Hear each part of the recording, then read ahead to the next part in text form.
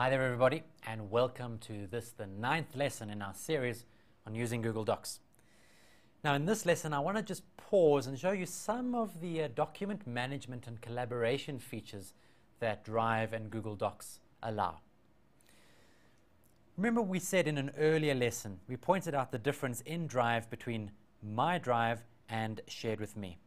And I said then that Shared With Me was a list of all the documents that had been shared with you, and My Drive was your own personal space where you could organize documents exactly the way that you wanted to. What makes Drive really, really powerful for collaboration is that a team of people can be working on exactly the same documents but have their own unique folder and filing systems. So no longer do you have to think, oh, how would Johnny have filed this document? Where would he put it? I don't understand his filing structure. Now you can each have your own filing structure, yet still work on exactly the same documents. Let me show you how that's done. So I'm here in the My Drive part of Drive, and our first thing I want to do is to show you how to create a new folder.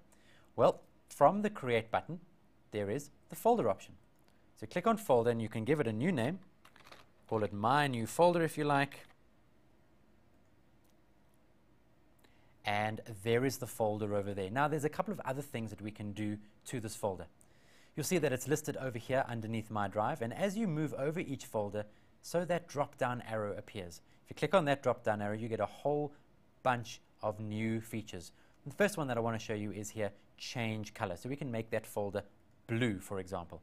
Now we know that this folder here is blue. The other way we can do it is to select the folder from this list view, click on More, and the same menu item is available here. So we can again change it perhaps to green. Now the next thing to take a look at is how to move files into that folder and how to move folders themselves. Well, we've done this in a previous lesson as well, but the simplest way is to click and drag your files to go into whatever folder you'd like them to be moved to. What's also quite nice is that you can select multiple files and do exactly the same thing. So all of those files will now go into My New Folder. Now remember, you can also access all of the file moving functionality from within a document, and we've shown that in a previous lesson. What I now want to move on to is some of the amazing templates that Google Docs comes pre-packaged with. Now the way to access the templates is to create a new document. In this case, we're creating a word processing document. And from the File menu, we can access the Templates archive by going to New, and from this menu item selecting From Template. What that does is it opens up a brand new browser tab, and it loads the Google Docs Templates library. So in this case, we can now, if we wanted to, type in the word facsimile or fax and search for all the templates that contain that as a keyword. And because it's Google, the search is generally pretty good. Now the Google template directory is a directory of all the templates that have been submitted by Google itself, but also by ordinary users like you and I. So if you have some great document templates that you would like to share with the world, here's a great platform. But if you don't want to share them with the world, you just want to keep them for yourself for next time, there's a way for you to do that as well. You'll see along the top here, currently we're in the Public Templates tab. And there's a whole array of ways in which you can filter and search for the different kinds of templates that are available. The next tab, though, is templates that I've used. So any templates that you have used before, you can always get to them quickly by going to this tab. In this case, this user hasn't used any templates. But here's the My Templates folder. And this is where you can keep store of all of the templates that you use regularly. In this case, we haven't submitted any templates to the gallery, but it's as simple as clicking on the Submit a Template button. So just a short overview of templates. Let's go and access a template and see how that works. So I'm going to go back to templates, and I'm going to just choose any of these templates and see what we get. At the moment, I'm looking for all types, but I'm going to look for just document templates. So here's a recipe striped, submitted by Google Docs. We can preview the template, but I want to go ahead and use it straight away. So click on the Use This Template, and what it does is it will open up a new document, and it's ready for you to use as it is. Now you get to change whatever you like inside this template. I'm going to change the name quickly. Copy of recipe, we're going to remove that, and we're going to say, say my cheesecake, if this is a cheesecake recipe. Now, what I'm going to do is I'm going to share this document with the producer of the show, Belinda, who's in another room, on her Google account, so that you can see real-time, live, how two people can collaborate on the same document at the very same time.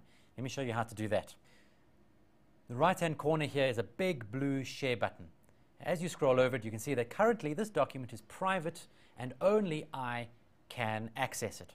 But if I click on that share button, I get this dialog box. Just by the way, we can share a link to this document via any of those social platforms, which is quite nifty.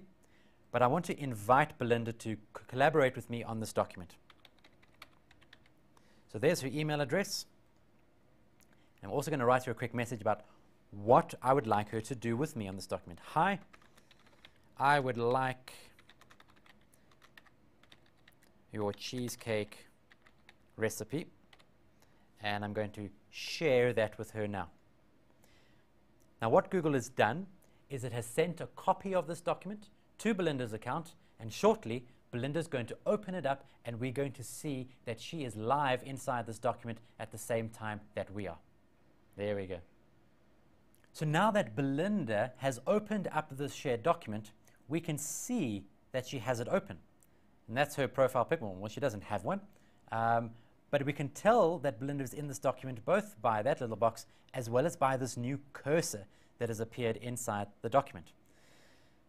Now, Belinda, why don't you type something there and just show all the viewers that this is real-time collaboration. Oh, there we go. She's removed Belinda's cheesecake recipe. Well, that's very good.